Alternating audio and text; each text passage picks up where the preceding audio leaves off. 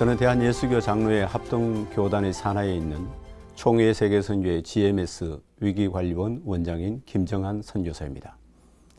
오늘 선교사 위기관리라는 주제로 강의를 하겠습니다. 먼저 강의 내용은 총 7가지로 나눌 수 있는데 1. 선교사의 위기란 무엇인가? 2. 선교사 위기관리 근거. 3. 한국 선교계 위기관리 역사. 4. 한국 선교사의 위기 사례. 5. 위기관리 전담기구 구성 및 운영. 6. 선교사 개인의 위기 대처 방안. 7. 결론으로 위기관리의 목적, 사명 완수. 이러한 순서로 강의를 시작하겠습니다. 최근 코비드19를 비롯하여서 선교사들은 선교 현장에서 위기를 늘 경험하고 살아가고 있습니다. 이런 때에 과연 선교사들은 위기에 대해서 어떤 이해를 가지고 또 어떤 대비를 하며 또 왜 위기관리가 필요한지 또 목적은 무엇인지 이런 전반적인 궁금한 사항을 오늘 강의를 통해서 함께 나누도록 하겠습니다. 1. 선교사의 위기란 무엇인가? 선교사들마다 자신이 위기에 처했다라고 말을 합니다. 그런데 그 위기의 기준이 각자가 다양하죠. 그래서 이 위기란 어떤 것인가 라고 정의를 하는 것은 대단히 필요한 그런 상황입니다. 일반적으로 어떤 요인에 의하여 일정한 기간 동안 정상적으로 선교 사역을 수행할 수 없게 되는 상황을 선교사 위기 상황이다 이렇게 표현을 합니다. 한 예를 들면 총회 세계선교회 GMS는 위기 상황에 대해서 이렇게 규정을 하고 있습니다. 선교지에서 발생한 천재지변, 전쟁, 선교사 및 자녀 납치, 순교, 사망, 사고 등으로 선교사가 선교 사역을 2개월 이상 계속 수행할 수 없는 상황을 위기 상황이라 정한다. 이렇게 GMS 정관의 한 규정으로 정하고 있습니다. 물론 GMS가 정한 그 기준이 절대적으로 표준이 될 수는 없겠습니다. 오히려 선교지의 상황이 급변하고 선교 상황도 급변하기 때문에 시기와 지역별로 위기 상황에 대한 정의도 보완되어야 될 것으로 보입니다. 특히 선교사 개인과 파송단체의 정책에 따라 위기 상황에 대한 정의는 조정이 될 수 있다고 봅니다. 두 번째로 선교사 위기관리 근거. 선교사가 위기관리가 필요한가라는 질문은 종종 받습니다. 저도 위기관리를 하면서 선교사들조차도 과연 우리 선교사들에게 위기관리가 필요한가라는 질문을 받습니다. 왜냐하면 선교사는 죽음을 각오하고 선교지로 갔기 때문에 죽음을 맞닥뜨릴 수 있는 그런 위기조차도 의연하게 감당해야 되지 않느냐 이런 의문을 갖게 되는 것입니다. 여기에 선교사 위기관리가 그럼에도 불구하고 필요하다는 것은 크게 4가지 근거를 따라서 말씀을 드리겠습니다. 우선 성경적 근거와 선교 역사적 근거, 신학적 근거, 그리고 선교 전략적 근거를 통해서 한번 살펴보겠습니다. 먼저 성경적 근거입니다. 인류가 아담과 하와의 타락으로 인해서 위기에 봉착을 했습니다. 비록 타락했지만 하나님은 아담과 하와를 비롯한 인류의 위기를 방관하지 않으셨습니다. 마침내 예수 그리스도를 통해 인류를 멸망의 위기에서 건져내셨고 지금까지 지속적으로 위기에 처한 인류, 개인, 민족, 국가를 도우셨습니다. 하나님은 인류의 위기에 적극적으로 개입하셨습니다. 즉 위기를 관리하시는 것은 하나님의 일이기도 하다라는 것이죠. 선교사가 위기를 당할 때 하나님이 사람을 통해 개입을 하십니다. 위기를 당한 선교사를 사람을 통해서 돕는다는 말씀이죠. 위기를 당한 선교사의 위기에 개입하여 도움을 주는 것은 즉 하나님의 일입니다. 그렇기 때문에 선교사의 위기관리는 마땅히 필요합니다. 두 번째로 선교 역사적인 근거를 보겠습니다. 사도행전을 비롯하여서 신약 성경에 나타난 많은 사역자들은 위기를 당했습니다. 많은 사람들이 위기를 당한 사역자들을 다양한 방법으로 도왔습니다. 구체적으로 어떻게 사역자들을 도왔는지 초대 교회 역사에 기록되어 있습니다. 특히 바울이 위기를 당했을 때 그 바울을 도운 사람들의 이름이 로마서 16장에 나타나 있습니다. 바울의 선교 사역을 돕는 것뿐만 아니라 위기를 당한 선교사 바울을 돕는 것도 선교 사역이었습니다. 도표에 보듯이 선교 영웅들의 이면이라는 저 문장을 한번 주목해 보시기를 바랍니다. 지난 18세기 이후에 전 세계 선교계의 영웅으로 불리우는 많은 분들이 있습니다. 윌리엄 캐리, 아도니람 저드슨, 허드슨 테일러 등을 비롯해서 많은 선교 영웅들이 있었습니다. 그런데 그분들은 위기를 당할 때 적절한 도움을 받지 못하고 혹독한 대가를 치르기도 했습니다. 예를 들면 아내를 먼저 떠나보내고 자녀를 떠나보내고 본인은 중한 질병 가운데 고통을 당하는 그런 많은 안타까움이 있었습니다. 21세기 세계는 점점 다변화되고 위기 발생률은 점점 높아지고 있습니다. 이런 가운데 위기를 당한 선교사들을 잘 도움으로 말미암아서 위기를 극복하고 선교를 지속할 수 있도록 돕는 것도 선교 사역입니다. 셋째, 신학적 근거입니다.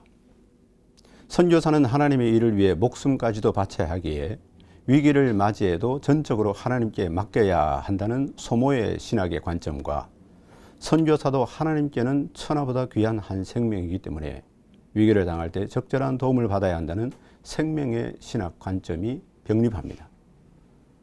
도표에 보시는 대로 소모 신학과 생명의 신학의 그 관점에서 한번 살펴볼 필요가 있습니다. 소모 신학은 선교사는 하나님의 일을 위해서 일꾼으로 또 언젠가는 죽을 수도 있고 또 위기를 당해서 희생을 당할 수도 있다. 이런 측면에서 접근하기 때문에 선교사들이 위기를 당했을 때 소극적인 대처를 할 수밖에 없습니다. 반대로 생명의 신학은 우리 선교사들 한 사람 한 사람이 하나님께서 귀하게 여기는 천하보다 귀한 생명이기 때문에 그 천하보다 귀하게 여기는 생명이 위기를 당했을 때 돕는 것은 당연한 일이다. 이렇게 접근하는 것입니다. 마지막 네 번째로 선교 전략적 근거입니다. 2019년 12월을 기준으로 한국 선교사는 171개 국가에서 28,039명이 사역하고 있습니다. GMS는 2020년 11월 19일 현재 102개국에서 1,415유닛, 2,558명의 선교사를 파송하고 있습니다. GMS는 21세기 4차 산업혁명을 맞이하여 새로운 전략을 찾아야 하는 시점에 있습니다. 한번 생각을 해보시죠. 가장 좋은 전략은 무엇일까요? 그러나 적절한 전략을 수립하기 위해 고려해야 할 것은 전략을 수행하는 사람입니다. 그러므로 최상의 전략은 사람을 어떻게 세우는가에 있습니다. 지난 1979년부터 GMS는 선교사들이 겪은 위기 사례를 전수조사한 바에 의하면 약 836건이었습니다. 그 가운데 60명의 선교사가 순직하고 13명의 선교사 자녀들이 죽음을 맞이했습니다. 시간이 갈수록 위기 사례는 급증하고 위기의 형태도 다양화되고 있습니다. 선교사들이 보호받지 못하고 선교사들이 위기를 당할 때에 적절한 대처를 하지 못하면 선교 전략을 수행하는 데 있어서 가장 중요한 그 자원인 선교사들이 이뤄지게 된다는 것입니다. 그러므로 21세기의 어떤 선교 전략보다 가장 중요한 전략은 선교사들을 잘 케어하는, 특별히 위기를 당한 선교사들을 잘 케어하는 것입니다. 왜냐하면 대부분의 위기를 당하는 선교사들은 최소한 선교지에서 일정 기간 동안 사역을 한 정예 인력이라고 자원이라고 볼 수 있기 때문에 그렇습니다.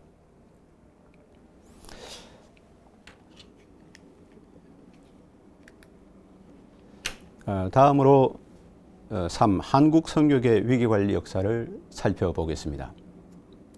지금 약 3만 명의 선교사님들이 전 세계에서 선교 사역을 하고 있는데, 이 선교사님들에 대한 한국 선교계의 위기관리 역사는 어떻게 진행되고 있었을까?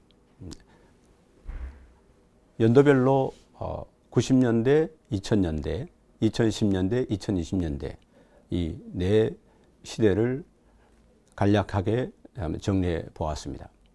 1990년대는 극소수의 선교단체에서 위기관리 개념을 도입을 했습니다. 예를 들면 이태용 박사님을 비롯한 일부 지도자들이나 또 일부 단체에서 선교사 위기관리 개념을 서구에서 도입을 해서 그것을 활용했습니다. 2000년대에 들어서 2007년 아프간 사태와 KWMA의 위기관리 역할이 두드러졌습니다. 잘 아시는 바대로 2007년 아프간에서 약 23명의 단기 선교팀이 피랍이 되어서 2분이 돌아가시고 21명이 어려운 가운데 한국으로 돌아오는 그런 상황이 있었습니다. 그것을 계기로 한국 선교계는 좀 더 위기관리에 대해서 특별히 선교사 위기관리에 대해서 더 관심을 가지게 되었습니다. 이 일의 중심이 된 것은 당연히 한국세계선교협의회 KWMA였습니다. KWMA는 다양한 프로그램과 또 인적 자원을 동원해서 물심양면으로 한국 선교계가 위기관리를 잘 정착할 수 있도록 앞장서서 주요한 역할을 했습니다. 2010년대 그 열매로 2011년 한국위기관리재단이 설립이 되었습니다. 외교통상부 산하 법인으로 설립이 되었습니다. 지금 2010년대 이후로 한국위기관리재단은 한국 선교계의 여러 위기 상황들을 잘 정리하면서, 그리고 여러 포럼이라든지 위기 개입이라든지 다양한 책자라든지 통해서 한국 선교계의 위기 관리를 많이 돕고 있습니다. 마지막으로 2020년대, 바로 지금 오늘 우리가 살아가는 지금 이 시대인데요. 다수의 선교단체에서 위기 관리가 조직이 되고 또 운영이 되고 있는 것으로 알고 있습니다. 물론 아직도 서구라든지 아니면 이상적인 선교사 위기관리 체계를 고려할 때 미진한 것은 분명합니다. 그럼에도 불구하고 1990년, 2000년, 2010년, 2020년 불과 20-30년 만에 한국 선교계의 위기관리 역사는 괄목할 만한 그런 성과를 내고 있다, 이렇게 볼 수 있습니다.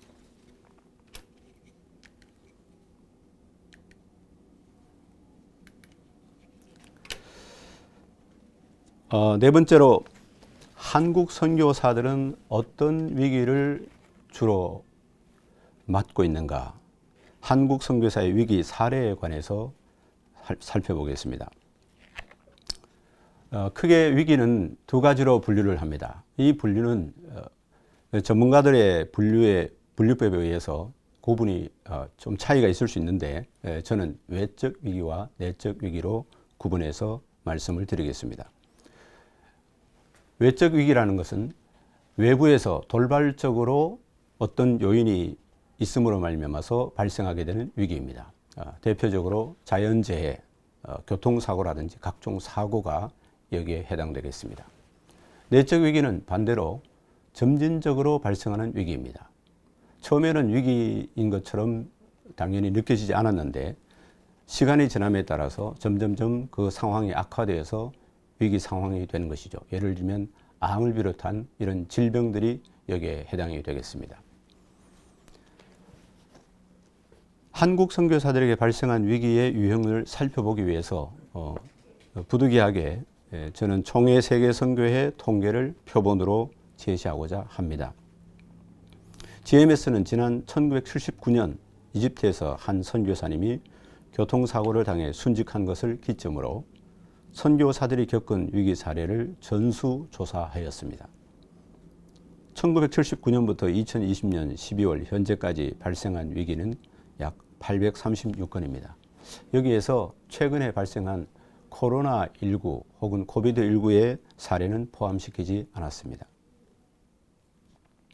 국가별로는 저희 GMS 선교사님들이 102개 국가에서 활동을 하고 있는데 약 95개 국가에서 위기가 발생했습니다. 다시 말하면 선교사들이 있는 대부분 국가에서 위기가 발생하고 있다는 것을 알 수 있습니다. 그리고 위기 사례는 매년마다 그 사례 건수가 증가하고 있습니다.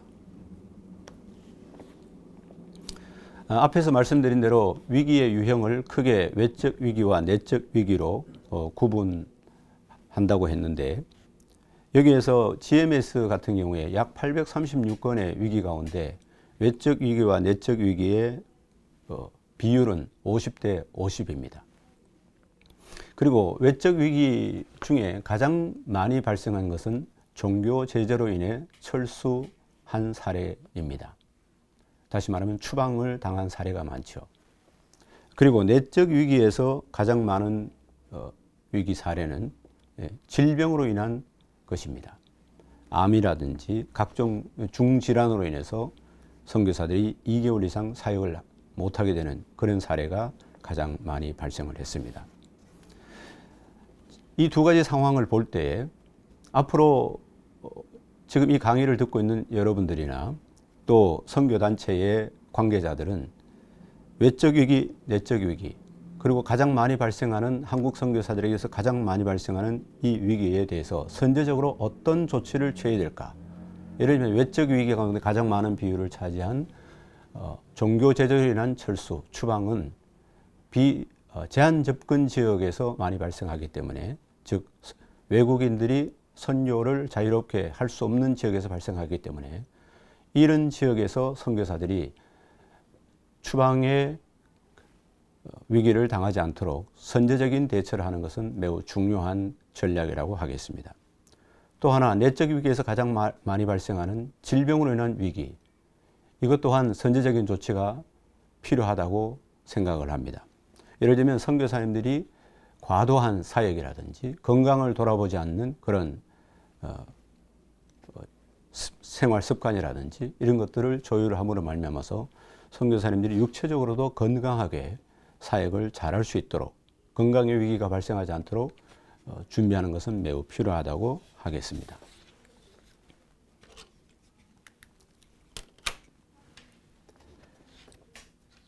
다섯 번째, 위기관리 전담기구 구성 및 운영에 대해서 말씀을 드리겠습니다. 먼저는 조직에 대해서 말씀드리겠습니다. 조직의 핵심은 사람입니다. 사람이 관건입니다. 어떤 사람이 그 위기관리 전담기구의 기구를 담당하는지, 이것이 가장 중요한 것입니다. 그러므로 위기관리 전담기구에 선임될 사람의 조건은 한 4가지 정도로 요약을 해서 말씀드리겠습니다. 첫째, 선교단체를 잘 이해할 것. 두 번째, 위기관리 전문성을 확보할 것. 셋째, 기록을 중시하고 실제적으로 잘 적용할 것. 네 번째, 하나님의 마음으로 섬길 것. 다시 하나하나 좀 살펴보겠습니다. 첫째, 선교단체를 잘 이해하고 있어야 된다. 어떤 단체의 위기관리 담당자가 그 선교단체를 잘 이해하지 못하면 그가 위기 상황에 대해서 대처하는 것은 상당히 어렵습니다. 그러므로 저는 약 10년 정도 이상 선교단체에 소속되어 활동해 온 사람이 그 위기관리 담당자로서 적합하다라고 그렇게 생각을 합니다. 제안을 합니다. 두 번째, 위기관리 전문성을 확보해야 된다라고 했는데, 위기관리 교육, 훈련을 정기적으로 받은 경험이 있어야 합니다. 한국위기관리재단을 비롯하여 국내외의 다양한 위기관리 교육을 정기적으로 받고 실제 적용하는 경험이 있어야 합니다. 간혹 한두 차례 위기관리 교육을 받은 후에 본인이 위기관리를 감당할 수 있겠다, 혹은 또 전문가이다라고 말을 하는 경우가 있습니다. 결국 위기관리를 전담할 전담자는 위기관리 교육을 지속적으로 반복해서 받음으로 말미암아서 이것이 체득되어야 된다라고 생각을 합니다. 세 번째, 기록을 중시하고 실제로 잘 활용하고 적용해야 된다. 개인의 경험일 수도 있겠는데 위기관리를 하다 보면 가장 중요한 것이 기록이라고 느껴집니다. 그러므로 위기관리는 결국 기록에서 시작해서 기록에서 끝난다. 기록을 어떻게 잘 하고 그 기록을 근거해서 어떻게 잘 분석을 하고 그리고 적절한 대처를 취했느냐. 이것이 위기관리의 성패를 가름하는 것이라고 봅니다. 그러므로 위기관리는 철저한 기록이 병행되어야 되기 때문에 이 기록에 은사가 있거나 아니면 이 기록을 잘 습관을 들일 각오를 가진 사람이 이 전담기구를 감당해야 된다라고 생각을 합니다. 네 번째로 하나님의 마음으로 위기관리를 하는 자세를 가져야 한다. 위기관리는 어떠한 제도나 어떤 기교에 의해서 위기를 당한 선교사를 혹은 또 선교사 자녀를 케어하는 것이 아니라 바로 하나님의 마음으로 그때마다 하나님이 주신 지혜로 물론 전문성은 되어야 됩니다. 하나님의 마음으로 위기관리를 하는 자세를 가져야 합니다. 다시 말하면 위기관리는 기교를 필요로 하지만 장기적으로 이 위기관리를 하기 위해서는 하나님의 마음을 가져야 하나님의 능력과 하나님의 지혜로 이 일을 감당할 수 있겠다 하는 것입니다.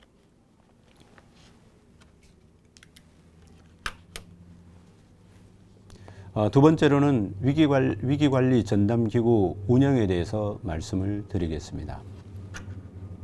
선교단체 본부에 설치된 위기관리 전담기구는 기본적으로 5가지 영역의 업무를 진행해야 합니다. 크게 5가지인데요. 첫째, 전수조사. 둘째, 교육훈련. 셋째, 위기개입. 넷째, 현장 지원. 다섯째, 지침서 작성입니다. 세부적으로 하나씩 살펴보겠습니다. 첫째, 전수조사를 통해서 시기별, 개인별, 국가별, 지역별 위기 유형을 파악해야 합니다. 또한 당시에 위기를 어떻게 대처했고 결과는 어떠했는지를 파악함으로 향후 발전적으로 위기에 대처할 수 있는 방안을 모색할 수 있습니다. 이것은 이제 기록의 한 부분이죠. 두 번째, 위기관리 교육훈련. 이 위기관리 교육훈련은 지속적이고 반복되어야 합니다.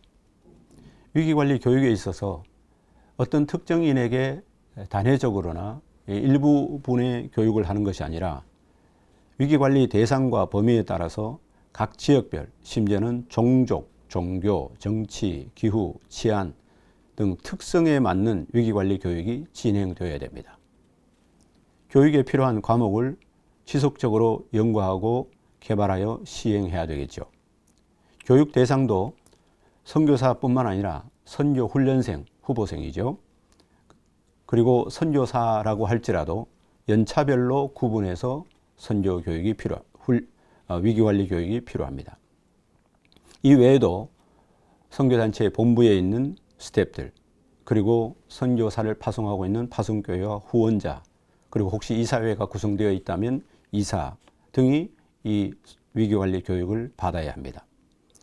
교육 장소는 선교지 혹은 한국과 최근에 코비드19를 계기로 해서 대면과 비대면 등을 동시에 활용할 수가 있겠습니다. 교육기간도 하나의 관건인데요. 이는 교육 대상에 따라서 정해질 수 있습니다. GMS의 경우 최소 2시간에서 최대 3주까지 다양한 코스를 준비하고 교육을 시행하고 있습니다. 셋째, 위기관리 전담기구가 해야 할 업무 영역 가운데 세 번째는 위기 개입입니다. 즉 위기 실제라고 할 수 있겠습니다. 위기 개입이란 선교사가 위기가 발생했을 경우에 직접 개입하는 것을 의미합니다. 질병, 사고, 추방, 폭동, 전염병 등 각종 위기가 발생한 직후부터 초동, 후기 조처까지 전 과정에 개입합니다. GMS의 경우 2017년부터 시작된 중국과 인도에서 선교사들이 추방되었을 때 초동 대처에서부터 재배치에 이르기까지 직간접적으로 개입을 한 경험을 가지고 있습니다. 또한 중질환을 앓고 있는 선교사의 본국 이송과 제3국 이송에 관한 조치와 치료비 모금에도 개입한 사례가 있습니다. 또한 6. 선교사 개인의 위기 대처 방안. 시대의 흐름에 따라 선교사 개인의 신체적인 변화와 더불어 선교지의 상황도 변하고 있습니다. 이는 위기 상황도 끊임없이 변할 수 있다는 것을 뜻합니다. 그러므로 선교사 개인의 위기에 대처할 수 있는 방안은 지속적으로 강구해야 합니다. 이를 위해 구체적인 4가지 방안을 제시하겠습니다. 첫째, 위기 예측. 둘째, 위기 예방. 셋째, 초동 조치. 넷째, 후속 조처입니다. 도표에서 보신 것처럼 이 4대 방안은 선교사가 개인적으로 위기에 대해서 준비해야 될 그런 영역이라고 볼 수 있습니다. 첫 번째, 위기 예측. 선교사의 위기 상황에 근거해서 발생 가능한 위기를 예측하는 것입니다. 그래서 저는 위기 예측표를 활용할 것을 권합니다. GMS의 경우 선교사 후보생이 선교 훈련을 할 때 100개 항목의 위기 예측표를 제시해서 그것을 점검하도록 합니다.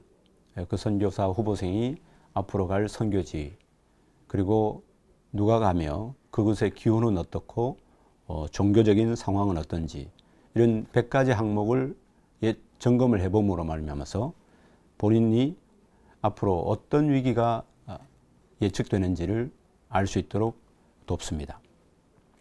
마찬가지로 이 선교사님들 각자도 위기 예측표를 세부적으로 작성해서, 예를 들면 그 항목은 건강, 재정, 영적 습관, 선교제 지형, 기후, 종교, 정치체제, 치안, 위생, 사회 기반 시설, 즉 물, 전기, 가스 여부, 교육체계, 경제적 수준, 선교사 유무, 외국인 대상 범죄 통계, 자연재해 위험 등입니다. 이런 것을 통해서 선교사는 계속해서 선교 현지에서 어떤 위기가 예측되는지를 미리 점검해 보아야 합니다. 두 번째, 위기 예방입니다. 선교사님들이 위기 예측표를 성실하게 잘 작성을 했다면 거기에 예측되는 위기 발생 지수가 높은 것을 구분할 수 있을 것입니다. 그 위기 지수가 높은 것을 선별해서 거기에 따른 위기 예방책을 강구해야 한다는 것입니다. 특히 개인의 건강과 영적 습관, 관계, 즉 관계라는 것은 가족과 동료와 현지인의 관계로 인해서 발생 가능성이 높은 그런 위기에 대한 예방은 본인이 해야 할 몫입니다.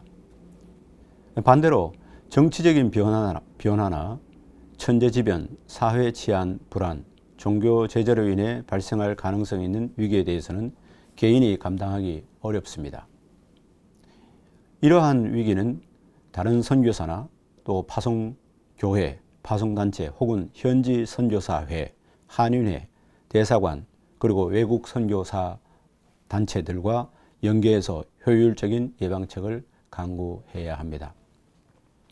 셋째, 초동조처입니다. 영어로 골든 타임이라고 할 수 있겠습니다. 위기가 발생했을 경우 초동조처의 여부에 따라 위기의 영향이 파괴적일 수도 있고 위기를 조기에 종식시킬 수도 있습니다. 초동대처를 효과적으로 하기 위해서는 선학습, 즉 시뮬레이션이 필요합니다. 현지에서 발생했던 위기 사례를 분석해서 자발적으로 선제적인 학습을 함으로 몸에 익히는 것이 필요합니다. 즉 체득된 간접 경험은 실제 위기 상황에서 효과적인 초동 조처를 할 수 있도록 하게 해줍니다. 우리가 흔히 볼 수 있는 심폐소생술, 많은 훈련을 하지요. 그래서 심장이 멈춘 그런 사람을 대상으로 일정 시간 내에 심폐소생술을 함으로 말미암아서 생명을 살리게 되는 그런 조치를 경험하게 됩니다. 마지막으로 후속 조처입니다. 후속 조처라는 것은 선교사가 온전한 회복을 하는 것을 목표로 함에 있습니다. 위기 상황에 대한 초동 조처에 이어서 적절한 후속 조처가 필요합니다. 다시 말씀드리면 후속 조처라 함은 정상적으로 사역을 수행하기에 적합한 상태로 선교사가 회복되기 위한 조처라 할 수 있습니다. 위기 상황을 일시적으로 모면했거나 급박한 위기 상황이 해결되었다고 방심하지 말고 냉철하게 충분히 회복되었는지를 점검하고 필요한 조치를 지속해야 합니다. 마지막으로 오늘 강의의 결론입니다. 왜 위기관리를 해야 하는가? 위기관리의 목적은 선교사로 하여금 사명을 완수하게 하는 데 있습니다. 신약 성경의 인물 중 가장 큰 업적을 남긴 선교사는 바울이라고 볼 수 있습니다. 동시에 바울은 가장 많이 고난을 당한 선교사이기도 합니다. 고린도 후서 11장을 비롯해서 신약 성경 곳곳에서 위기를 겪은 사례가 기록되어 있습니다. 2000년 선교 역사 가운데 바울만큼 위기를 많이 겪었거나 바울 같은 업적을 남긴 인물을 찾기가 쉽지 않습니다. 그러나 선교사 바울은 마침내 디모데후서 4장 7절을 통해서 이런 고백을 했습니다. 나는 선한 싸움을 싸우고 나의 달려갈 길을 마치고 믿음을 지켰다. 즉 사명을 완수했다. 미션 컴플리트. 사명을 완수했다라고 선언을 했습니다. 선교사의 위기를 관리하는 것은 소명을 받고 사명을 완수하기 위해 선교지로 파송받은 선교사로 하여금 하나님이 주신 그 사명을 끝까지 잘 완수하도록 돕는 데 있습니다. 바라기는 모든 선교사님들이 선교 현장에서 어떤 위기를 당하든지 그 위기에 대해서 적절한 대처를 함으로 말미암아서 위기를 속히 극복하고 하나님께서 주신 사명을 아름답게 잘 마무리할 수 있기를 바랍니다. 감사합니다.